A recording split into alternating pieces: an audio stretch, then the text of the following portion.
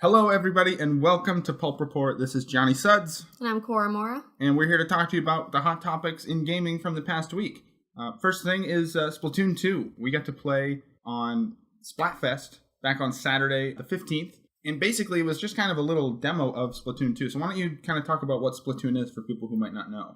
So Splatoon is Nintendo's third-person shooter, but instead of guns and bombs, it's paintballs and paintball guns, paintball rollers. It's all paint. The main mode is Turf Wars, and the main idea is to cover your turf in paint while defending your side and defending your paint and shooting the other team. Yeah, so you're kind of, instead of killing people, you're splatting them. Everyone's kind of like a squid, so you can actually like dive into your team's color and swim under. It's really cool. It's kind of something really different.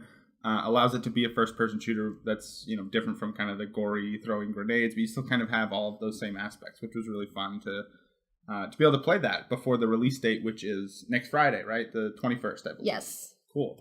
So a couple different changes. So we actually had a chance to play it a couple months back in what they called the test fire, which is really just kind of a test for them for their servers and things like that, make sure everything was working correctly. And then we had, basically 4 different guns that we could play with their classes. So first one being the splatter shot, and basically everything kind of has a throwable explosive and then a special ability. And I know you really like the splat dualies because they had that new rolling ability. Yes, and the splat dualies are actually a new weapon to Splatoon 2 as well. But they do have this roll ability where while you're shooting, you can hit B and dodge out of the way and come up and immediately start shooting again. So it's a great aspect to a new gun. Yeah, and it's cool for me that they changed some things with like how the combos were from the test fire to this, because that shows to me that they're making adjustments. They want the game to be balanced. They don't want things to be overpowered. So the fact that they're already doing that kind of shows, good for the future of the game as it goes along and progresses, because this seems to be a game that people even play pretty competitively when you get into like the MLG stuff and tournaments and things like that. Right, and that was something they concentrated on Splatoon 1. They were always doing patch updates for different weapons, and if something became overpowered, they would power it down and change some aspects about other weapons just to make it fair. So it wasn't just one gun, it was just ridiculous compared to everything else. Everyone had a fair chance. You could play whatever gun you wanted. And it really allowed you to play a variety of weapons. I try everything. I end up with a main weapon, but I don't just stick to the one. Like, I actually give everything else a try. Right. Yeah, and we had a lot of fun with it. We only kind of got a really small piece of it, so it was basically just one mode of multiplayer. And the way they do it is you play a couple maps and then it changes every few hours, so you can kind of, mix it up. You're not constantly playing the same exact maps. Kind of helps to keep it fresh. 4v4 game modes, and a lot of new game modes coming to the full game. Yes, so besides the Turf Wars and ranked matches that were in Splatoon 1, we will also be getting Salmon Run, which is pretty much Splatoon 2's zombies. Okay. It's pretty similar to that, where there's waves of salmons, not zombies, who come up and pretty much try to splat you. So you have to kill them, you're supposed to be collecting these golden eggs, and you have to bring them over to a cage, and that's pretty much Yeah, that's kind of the gist of it. So it's kind of similar to, like, I know, there's a lot of different zombie games out there, like Call of Duty Zombies, where you're surviving waves of waves, and they come in from different areas of the map. You survive, from the horde, if you will, those rounds, and you move on to the next round. It gets progressively harder. But it seems like this one you can actually win and finish it rather than it being infinite. Is that what I kind of saw from the demo, or do we not really know yet? We don't really know yet.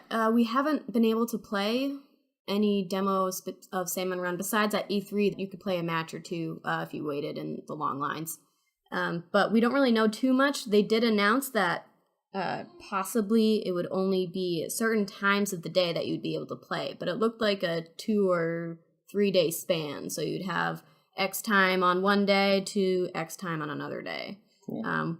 Which I'm not too sure about. I think I'd rather be able to play Salmon Run whenever I want, but yeah, it makes me think that they're doing that so that it doesn't dilute from people playing the multiplayer. So, like, if you have a whole nother game mode that's available all the time, maybe they're concerned that more people will play that than the other one, or that they'll just kind of get bored with it and they won't play it. Where if they make it this special event, then people will be like, oh, now I can play Salmon Run. Let's take a break from multiplayer, and then we'll go play this with all my friends rather than just ignoring it or only playing that. You'll probably have some people that do both. So. Right. So I guess that almost creates a hype for it, which is exciting. Yeah.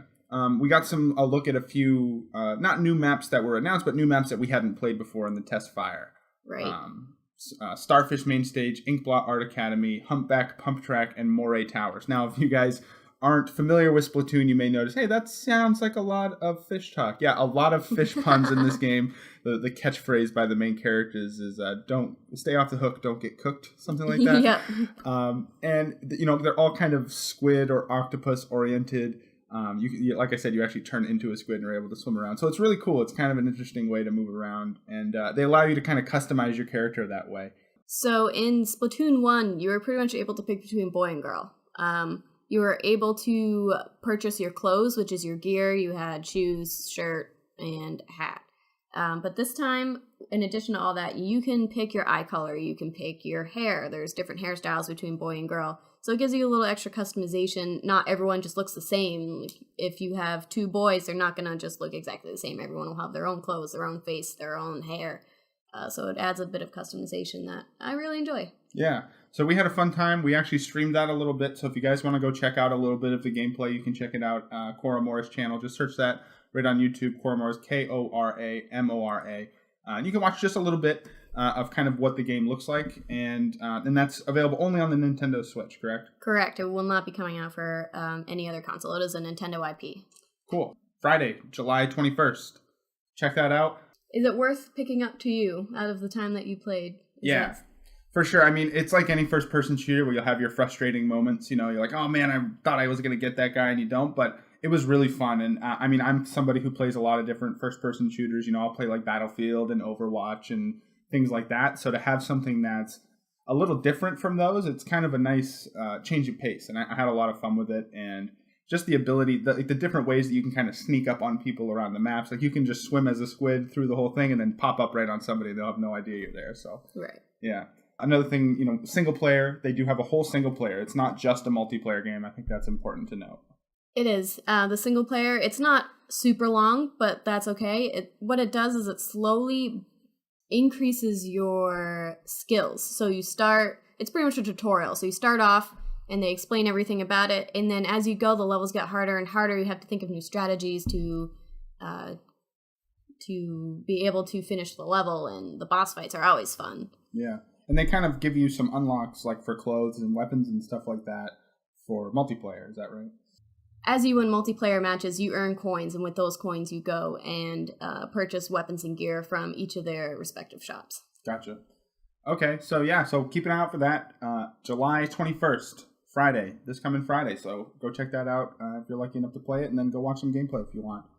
What else is going on this week? We have the Destiny 2 beta, which is coming at really different times. So they're kind of interesting. So Destiny 2, if you don't know, is basically, it's a multi-platform first-person shooter that is class-based, and it's a lot of single-player and multiplayer kind of overlapped with each other. So it's kind of almost like a role-playing game, but it is live action in the sense that you're playing it just like any old first-person shooter. So the beta for Destiny 2, which is the sequel to the original Destiny, which came out a few years back, is going to be available first on PlayStation 4 if you pre-ordered. So if you pre-ordered, you're going to be able to play it July 18th through the 20th, starting at 10 a.m. Pacific Standard Time, and then on Xbox One a day later, the 19th through the 20th at the same time. And then everybody who didn't pre-order will actually have a chance to play as well later that week, the 21st through the 23rd at 10 a.m., and then it'll end at 9 p.m. on the 23rd. And this is actually the first time that they're going to be releasing this game on the computer. So before it was strictly a console game. So PlayStation people can only play with PlayStation people. Xbox people can play with Xbox people. That's still the case, but now we have this other aspect where you're going to be able to even play PlayStation 4. You can kind of transfer your game right over to the computer and play alongside people on the computer as well, which is a really cool aspect. I'm glad to see that there's some kind of interplay going on there. So we don't know exactly when the beta is coming yet for the PC. They said sometime in August. There's not an official date, but it's a whole new game for them. So it's a little bit more rigging and stuff like that. Right, and now you can completely reach a whole new audience by allowing PC players to join in. Exactly.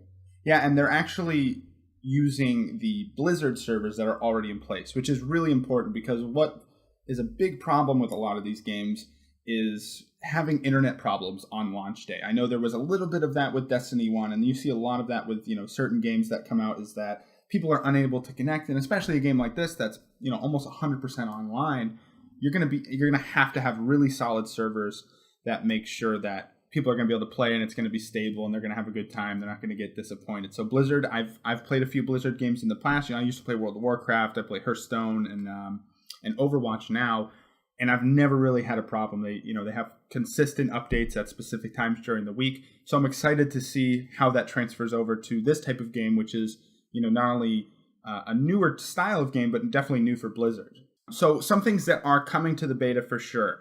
We know that there's going to be the opening story mission, which is called Homecoming. 2 different Crucible modes. Crucible is their player versus player mode. And the cool thing about it now is it used to be a few different modes. There used to be 3 versus 3 player and 6 versus 6. Now all of these modes are going to be 4 versus 4, similar to Splatoon. So that kind of seems like a trend moving forward. So the modes are going to be Countdown, and then, which is kind of an attack and defend based type of thing, and then Control, which is almost like a domination, where there's going to be 3 different points on the map. You have to stay within that area for a certain time, and then it's going to capture it for you. So excited for that. A couple of different maps that they've announced in this beta are going to be Fellwinter Peak set in Vostok and Endless Vale. So I think it's important to kind of set the tone for where this game takes place. It's in space. The first one was kind of within our own galaxy. It was Earth, it was Mars, and kind of planets like that. And you would be able to go to these different planets, explore, go through the single player, everything like that. And then they'd have the multiplayer based off of those areas. So this one, still similar. So basically the overall story of Destiny is we're Earth's last safe city. These heroes are trying to, defend from these alien invasions from long past and retake the land that they once had. Now that once, the one last safe city has now been taken by the faction, which is called Red Legion. And you're basically fighting with some key characters, people like Commander Zavala, Ikora Rey, people like that were from the first game, and then some new characters as well, to take back that new city and, send those aliens back into space. So I played a little bit of Destiny 1 when it first released. I had a great time with it, kind of progressing through, getting all these weapons, doing these group battles, and even raids where you fight with more people. One thing I'm really happy to see that they're doing with Destiny 2 is that they're really updating the ability to matchmake with other people. So when I first played, I know it's a little bit better now if you're playing, but when I first played, it was extremely difficult to group up with people and communicate. So the voice chat wasn't necessarily there yet. You actually, to do a raid, you actually had to find specific people and invite them rather than be able to just matchmake with them. And they're really strategic, so it was good in that way, but it also made it difficult to just play the game and progress. You played Destiny 1, and it didn't really have a story, correct? Yeah, it didn't have much of a story. There was kind of pieces of it that they tried to create this mystery around it, but there was maybe 2 or 3 cinematic cutscenes through the whole story, and you just kind of left okay, I did it, but I don't really know what I did. I saved the day. That's all I know that I did. Where now they have a whole new set of writers. They have this really immersive story that we only know just a little bit about, but they've promised a lot more cinematic cutscenes, a lot more kind of story progression, and they've already introduced some characters even in just the short trailers that we've seen. So I'm hoping to get a good idea of that in that Homecoming opening mission in the beta. Yeah, so they had completely fired their writing team from Destiny 1 and rehired all these new writers because they just weren't living up to the standards that they had expected. Yeah, and this is Bungie. So Bungie is if you don't know, was the group that made the Halo series, which is one of the best stories in gaming, in my opinion. It's super immersive. It kind of goes through this whole huge timeline. So if people had really high expectations for a good story in Destiny 1, as well as, hopefully now Destiny 2. So the fact that, Bungie didn't really deliver on that was kind of a hit for them. So now I think they really want to do so well at this to make sure that they don't lose that reputation of being such good storytellers through games and things like that. It seems that they're really listening to their players, which is great. Yeah. It's awful that at first it just wasn't the way it's supposed to be, but I'm glad that they're reinventing everything and trying to change things up, and it really shows that they care what their players think. I mean, we're the people that give them the business, and yeah, they want to make sure that we're happy. Right, and there's a lot of companies out there that don't do that, so it's definitely good to see that they're making those adjustments. So a couple other things you can expect in the beta: a cooperative strike, which is essentially a cooperative mission. That's kind of how Destiny works: is you play through missions, you complete them, and then you move on to the next one. This one's going to be called the Inverted Spire. Also, there's 3 major classes in Destiny: the Warlock, the Hunter, and the Titan. Essentially, you're kind of more magic-based, you're more kind of quick melee based, and then your bigger tank kind of can take more damage type of character, slow moving. So you're going to have some more subclasses for them. The Warlock's going to have the Dawnblade, the Hunter's going to have the Arc Striker, and the Titan, the Sentinel. And I'm interested in the Titan, the Sentinel, because the way they described it is it's almost like a Captain America shield that you can throw at people and throw down and stuff like that. So it should be interesting to see how that plays with everything else. So I'm excited for this game. Let us know if you guys are. Send us a comment, shoot us a message, or tweet at us, and let us know what your thoughts are. Some things that you should know that will not be in the beta right now is clan support. So they're not going to allow you to kind of clan up with people. They're going to save that for the main game. Character progression within the beta. So basically, and then basically having that carry over into the full game. They're not going to have that in the beta. So if you do really well and get to the highest level and complete the beta, it's not going to affect you playing. So if you don't have the ability to play the beta, you're not going to be a step behind everybody else on day one. And when is the release date for the full game? The release date for the full game is going to be September 6th, 2017 on all platforms as of now. So very excited for that, and keep an eye out for the beta. Again, that starts this week, July 18th for the PlayStation 4 Early Access, 19th for the Xbox, and then all consoles on the 21st. And then we will be sure to let you guys know when they announce it for the PC. So what else is going on? It seems like the week of twos. Everything it kind of seems to go like that with video games. Is everything kind of goes, oh, this is year everything is in its third. This is a year of two. So we had Splatoon 2, we have Destiny 2, and then a release that's coming out later this year is going to be Battlefront 2, which is EA's take on the first/third-person shooter in the Star Wars universe.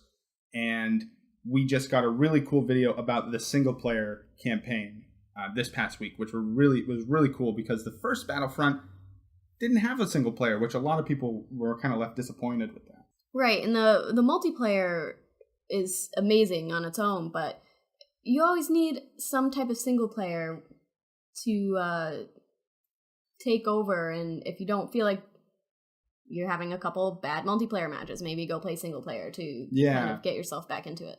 And they did have a little bit. They had, like survival mode, kind of similar to Salmon Run, where you'd have to survive wave after wave of stormtroopers and, ATSTs and things like that.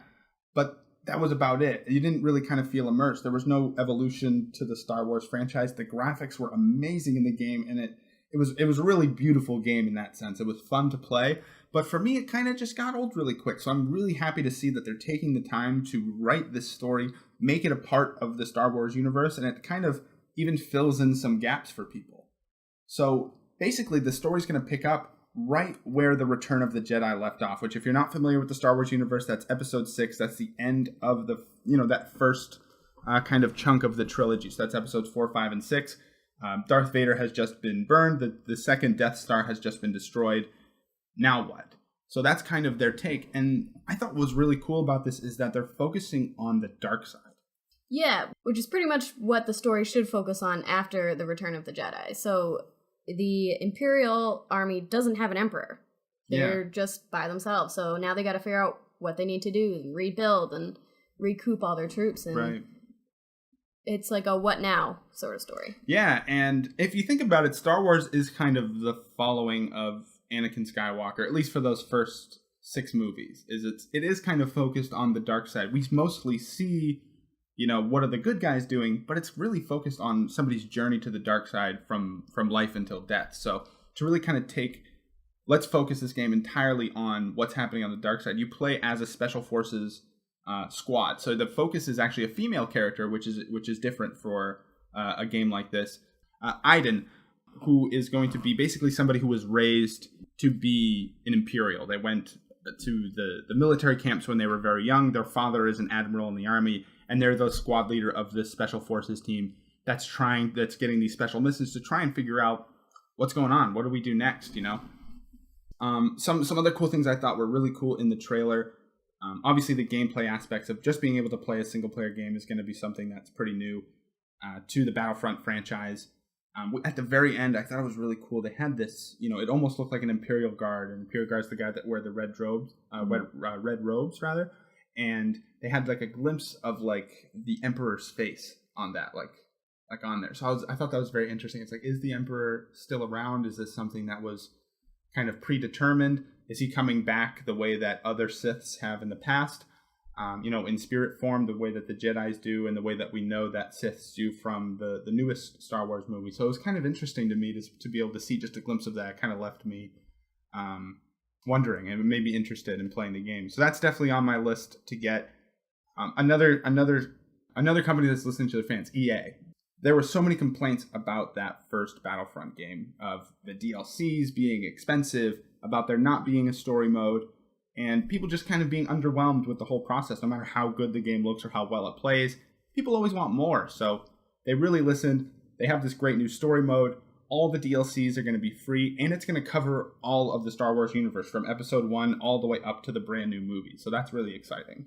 Yeah, in that short video that EA released about the game, it really showed that they were concentrating on the story of how it's fitting into the Star Wars universe and making sure that it's not just its own thing and that it's actually woven into the rest of the movies. Yeah, the way that that was a good point to mention, is that they wanted to make sure that they left a good footprint, is the way that they said it in the video.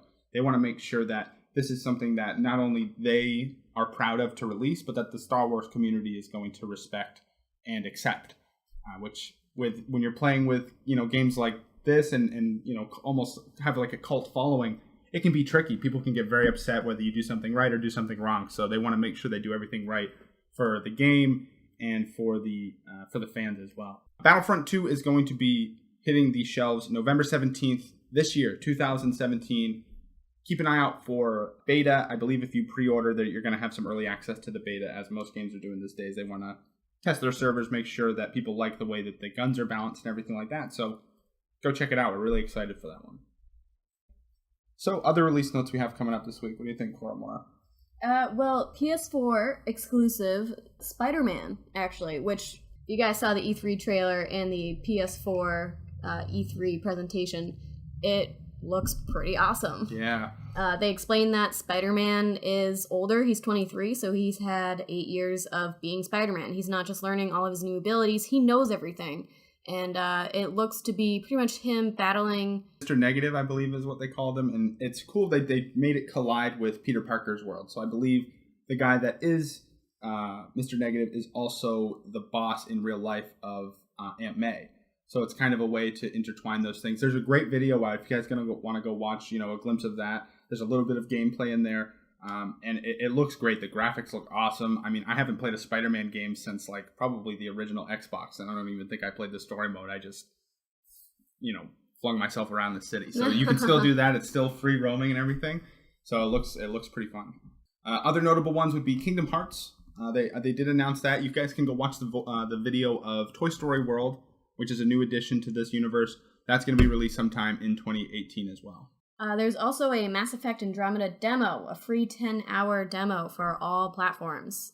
So that's available right now. You can go download that for PC, PS4, or Xbox. Yeah, and Mass Effect is basically a third-person shooter with a story mode. It's a lot of relationship building and making sure you're working with the right partners. There were got a lot of criticisms on release. There was a lot of bugs and glitches. It would stop people from progressing through the main story, or they'd have these crazy graphics where people would walk out of the room, they'd spin around 10 times, their heads would inflate to 10 times the size. It was kind of kooky the way it would work. So I think this is their way of saying, hey, we've made a lot of fixes. We hope you guys like the game. Check it out. So that's one to check out. Another one that we saw that was announced is a Marvel VR game called Powers United. Which, that looks super interesting. The whole experience of VR and what it's turning into. They went from just these little mini games of defusing a bomb or working at an office, and now we've got these full-fledged games that you can actually battle and fight, and it seems like it's going to be great. Yeah, and more importantly, play as the Hulk. Yeah. And throw people through walls and stuff. How cool is that? I don't have my hands on any VR equipment, but I can't wait. I think that's the future of games.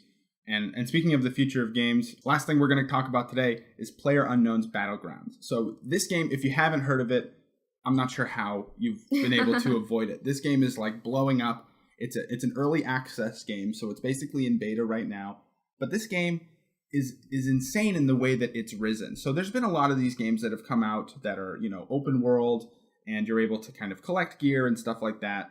And they've struggled once they've kind of gotten a little bit of success. So this game sold 4 million copies in 3 months.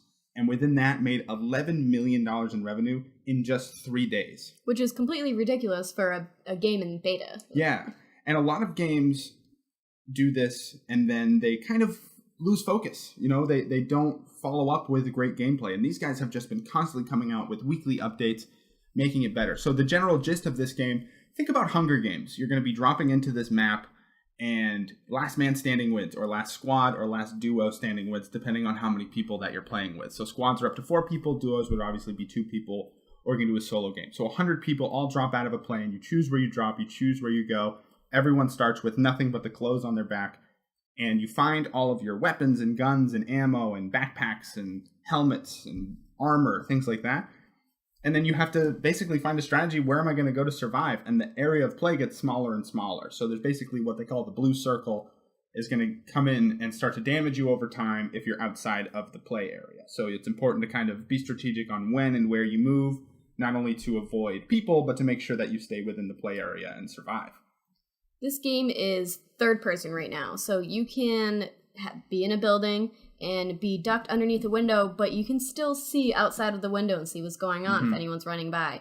But they just recently announced first person only. Yeah, so they're going to have some first person only game modes, which is really game changing, because now you're going to have to peek your head out of these windows or around the rock or through the bush or around the tree to be able to see other people. And honestly, I think the thing I'm most excited for is riding around on a motorcycle or a car, and you'll be able to just launch off of things in this game. It's crazy. So to do that in first person and do backflips on a motorcycle or flip around 10 times in a car and then have to reorient yourself to drive away is going to be really exciting. So you can do first person now, but not a lot of people do, obviously, because it's a big disadvantage over people who can see around corners and things like that. So very excited for that. Basically, there's one map right now. They also did announce a couple of other maps. So one's going to be, this is kind of more of like a grass area. There's some forests, a little bit of mountains. You know, it's on an island, so there's some beaches all the way around.